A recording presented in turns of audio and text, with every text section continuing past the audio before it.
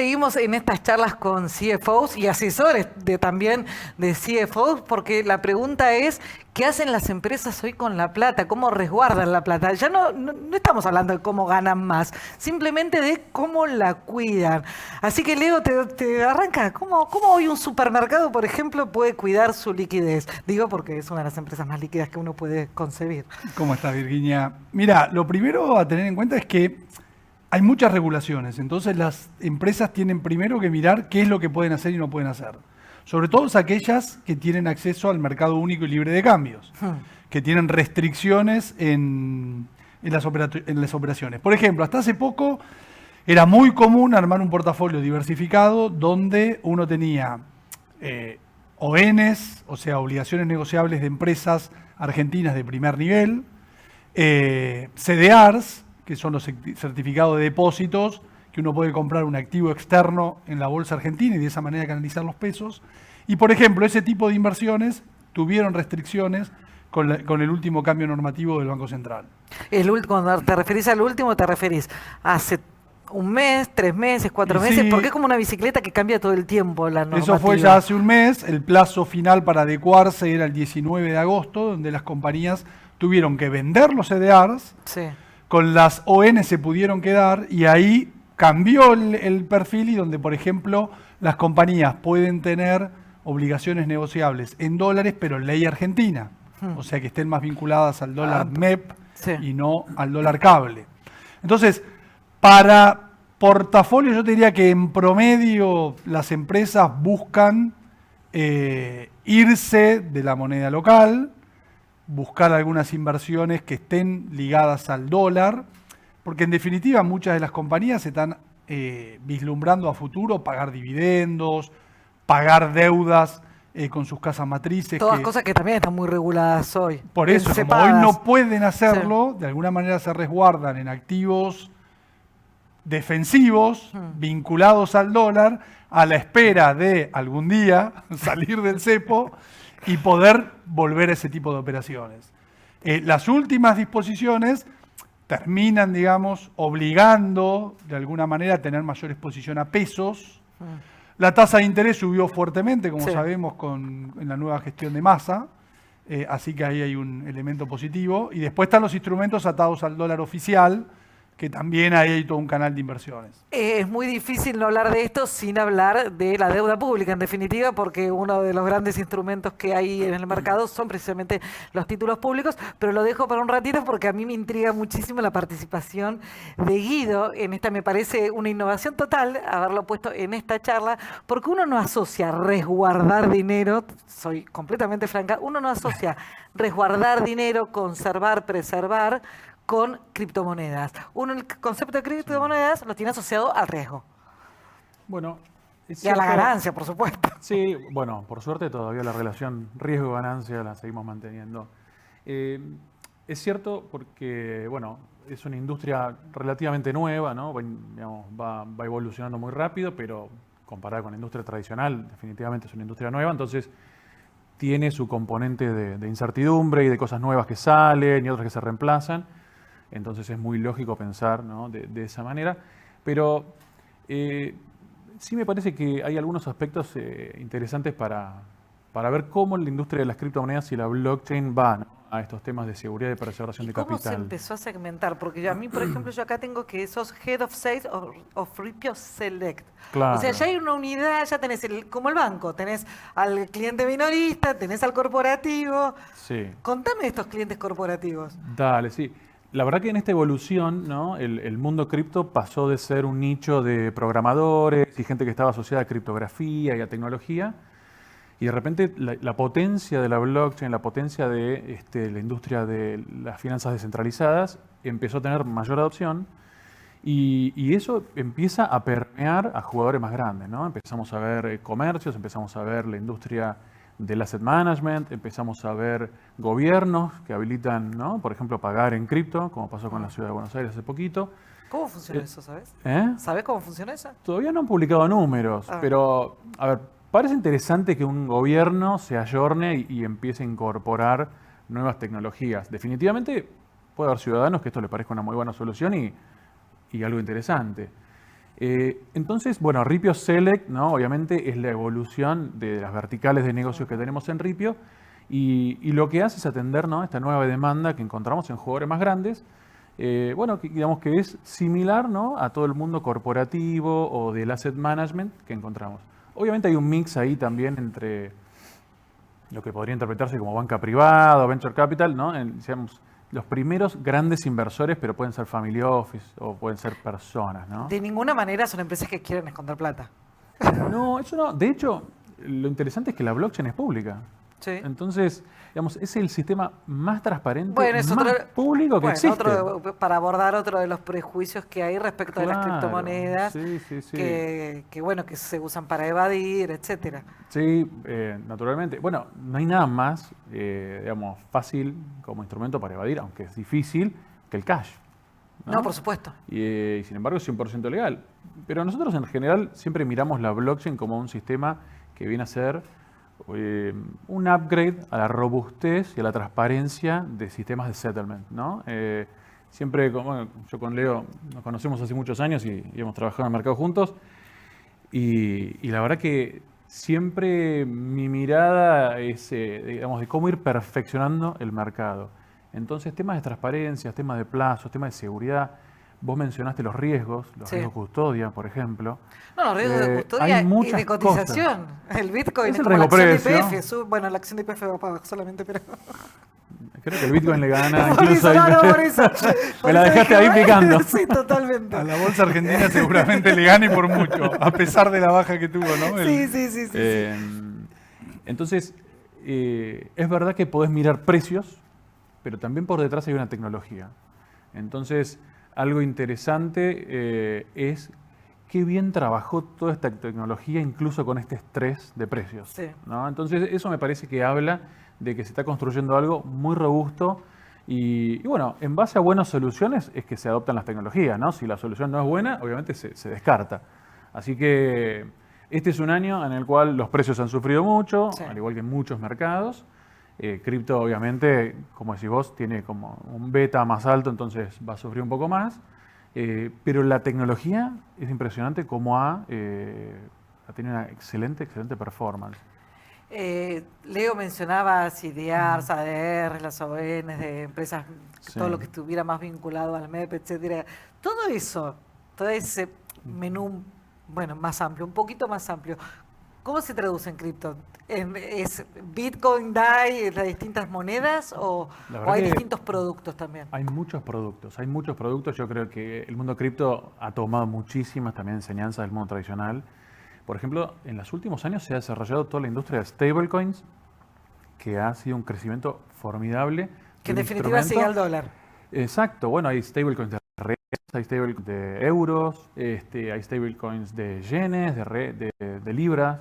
¿Te imaginas diciéndole al supermercado que inviertan los stablecoins de yenes? Bueno, una de las características es que las compañías siguen con modelos. Pensemos que atrás de una compañía, más si cotiza, por ejemplo, en bolsas extranjeras, hay auditores, hay normas que cumplir ante los reguladores del país y del exterior, que tienen muy limitadas todas las opciones, Sí. que incluso cuando uno habla, dadas las regulaciones domésticas, de cómo te van obligando a saltar otro tipo de activos.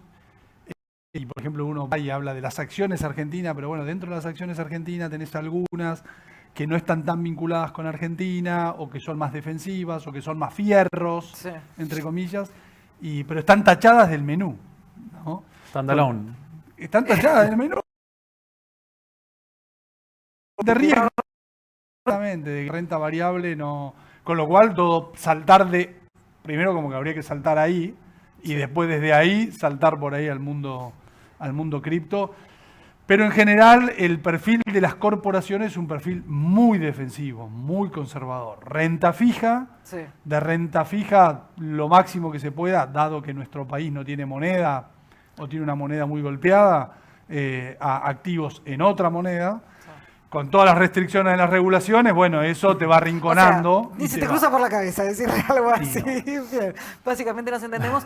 También mencionaba Leo antes, y quiero ver cuál es el estado de situación, porque tenemos esta contradicción de un banco central que no quiere nada, todo lo que es cripto, Sí. y un gobierno de la ciudad que te está diciendo pagame en cripto, con lo cual hay ahí un ruido. Y las regulaciones permanentes en el mercado tradicional.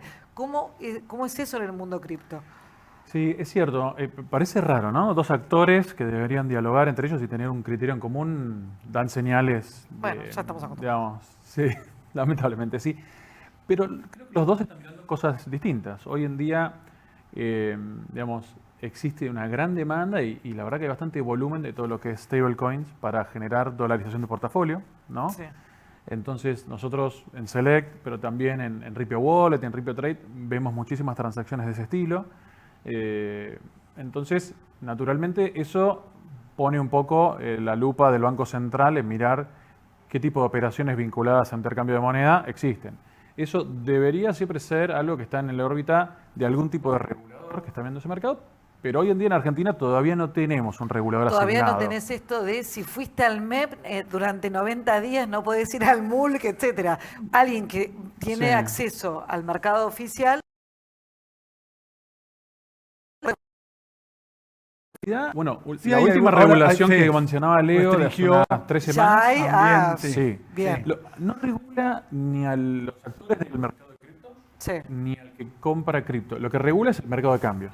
Entonces lo que te dice Claro. es, Por supuesto. ¿querés acceso a Sí. este mercado? No tenés acceso a Si este, a vos este, a este, hiciste al otro. aquello, Sí. no podés hacer esto. Claro, que hacer sí. esto es comprar dólares al tipo de cambio oficial. Básicamente, sí. Básicamente es lo que tenemos altamente Sí, prohibido. Sí, pero a ver, nosotros tenemos buenos diálogos, digamos, con los reguladores.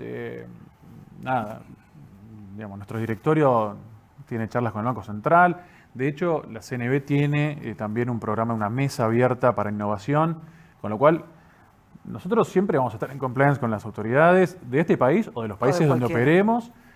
Y también nos parece que también eso es súper necesario para esto que comentaba Leo recién, para que las empresas se animen, para que encuentren más seguridad, para que las auditorías puedan decirte que hay atrás de un protocolo. Todo eso nosotros es algo que lo queremos. Para que no estés ultra tachado como estás hoy según Leo en muchas grandes compañías. A Leo ni se le ocurre por la cabeza sin ponerse colorado decirle a un supermercado que invierta en cripto. ¿Cuáles son las compañías, qué perfil tienen las compañías que sí se animan a invertir en cripto? Bueno, tenemos supermercados que trabajan con nosotros, ¿eh? Queremos nombres. Porque, ¿qué pasa? Cripto, vos tenés que ver también la tecnología de blockchain, cómo funciona. Entonces, hoy en día lo que se está haciendo mucho es mejorando todo lo que es las redes de pagos y cobros. Entonces, por ejemplo, el clearing bancario tiene horario, los bancos tienen horarios, el cripto no. Entonces, Bueno, para lo supimos el fin de semana que renunció Guzmán. claro, Ahí descubrimos el dólar cripto y que había cotización un sábado a las 3 de la tarde. exacto, tal cual. Entonces, digamos... Y que dicho no sea de quiero paso, decir- perdón, la pegó justito porque abrió ahí. O sea, seteó el mercado en definitiva. Y bueno, empieza a hacer una referencia, porque en el fondo se transa el mismo bien, que lo que querías era, digamos, un tipo de cambio. Pero entonces, así como el gobierno de la ciudad lo incorporó como un medio de cobro, otras industrias también lo están incorporando como un medio de cobro, porque es un activo que se mueve rápido, que es transparente. ¿Qué quiere decir transparente? ¿Viste cuando mandas una transferencia afuera y tarda un día y estás pidiendo el SWIFT y del banco no te dicen dónde está la plata y qué corresponsal lo tiene y porque la línea está... Que a veces hay un limbo que no sabe dónde está tu guita. ¿sí? Exacto, en cripto no hay ningún limbo, está todo en la blockchain. Vos vas ahí y decís, mira, Bueno, ya la blockchain para mucha gente suena como algo. bueno, ahí sí, digamos, me parece buenísimo el punto. Hay un montón de mejoras que se tienen que hacer en el user experience. Ok. O sea, las personas tienen que sentir que es mucho más transparente, mucho más fácil. No sé si a todos les tuvieron la experiencia de Mercado Libre. Hay mucha gente que no se animaba a hacer compras online o ponerle tarjeta y demás. Y hoy en día ya ni te lo preguntás. No, digamos, vos casi, y después vuelvo con Leo, Sí. asimilás la velocidad de adopción de las criptomonedas a lo que está pagando a lo que está pasando con los medios de pago digitales. Vos vas hoy a pagar con un QR, se adoptó muchísimo más fácil de lo que se adoptó la tarjeta de débito. Dicho cual. sea de paso, creo que ya la penetración debe ser más alta en QR que en tarjeta de débito. Puede ser, ¿Vos sí. creés que con las criptomonedas puede pasar algo similar o tampoco? Sí. Me parece que sí. De hecho, hay un montón de encuestas de, digamos, a comerciantes si empiezan a adoptar o no criptomonedas para el cobro, para los pagos, y hay un montón. Así que sí, yo creo que sí. Pero estas revoluciones tecnológicas que un poco al principio las ves y decís, no entiendo por qué o no entiendo cómo, y de repente ya De repente ni estamos lo todos. sabés y ya la estás usando. Como la nube. Sí. Cuando se lanzó la nube, todos decíamos, ¿qué es la nube? La de humo, ¿Dónde la que- está la nube? La del- Y hoy todo lo que vos tenés en un celular, todo lo que está acá, está en la nube. ¿Un Bitcoin o un bono en pesos, el TX26, el que quieras? Ah, bueno, son ahora los duales, viste que están de moda. Bueno, los duales. Bueno, vos ahí ya fíjate. empezamos a hablar. A ver, primero que lo del. Yo lo separo. Una cosa son la cotización de las criptomonedas y otra es la tecnología del blockchain, que ojalá que se siga desarrollando Sí. porque nos va a facilitar la vida a todos. Por ejemplo, en el mercado de capitales, todo lo que es la custodia, el día que pase a una tecnología como la que mencionaba Guido, va a hacer que los procesos sean todos mucho más sencillos y más fáciles.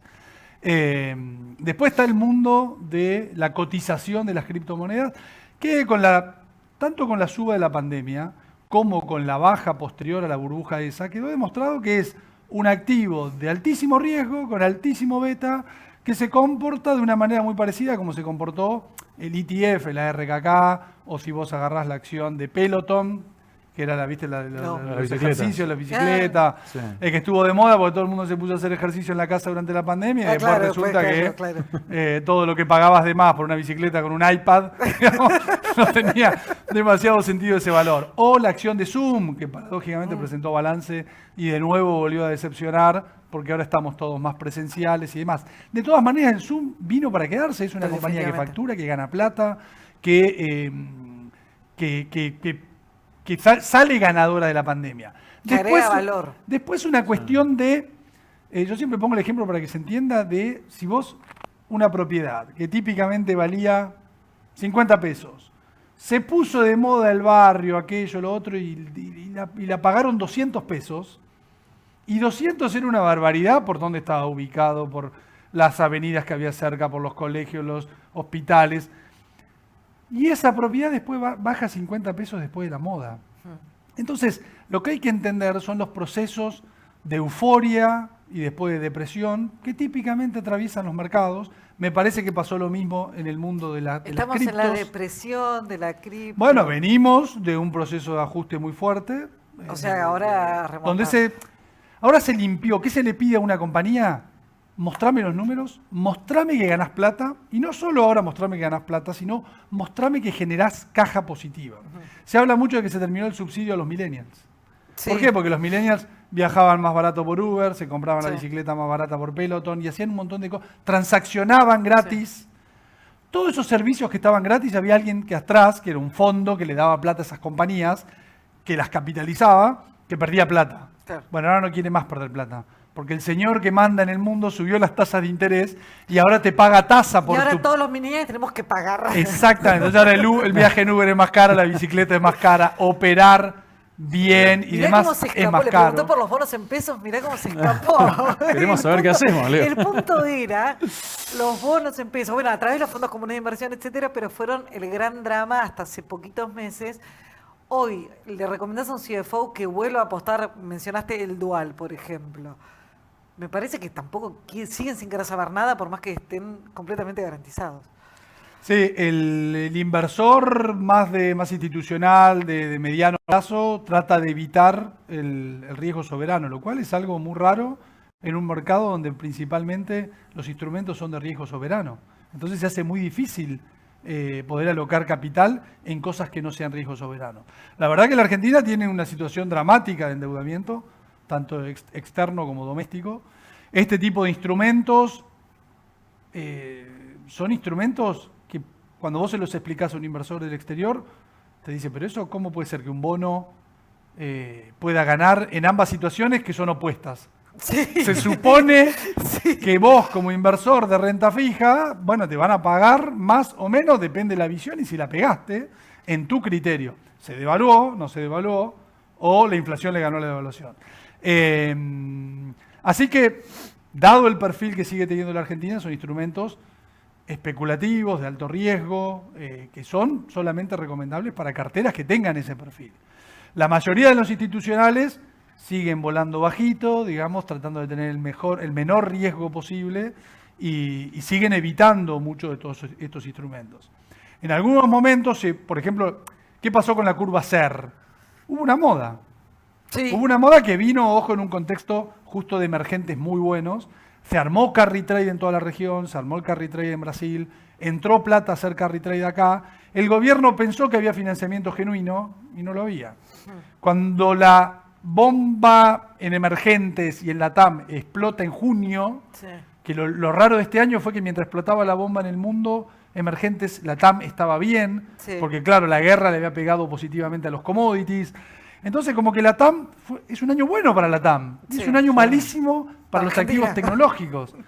Cuando los activos tecnológicos andaban muy bien en la pandemia, la TAM andaba bueno. muy mal porque es vieja economía. Sí. Entonces, en ese sentido, la Argentina no deja de ser un país de frontera, de altísimo riesgo, que anda bien en momentos de lo que llamamos risk-on, de cuando entra plata a hacer carry temporalmente. Sí. Ahí viene a ser incluso carry acá en la Argentina, se abren esas ventanitas, pero después termina la plata yendo hacia el lugar más defensivo posible. Hace un ratito mencionaste la suba de tasas, que bueno, que es una novedad en la política económica de los últimos 2 años.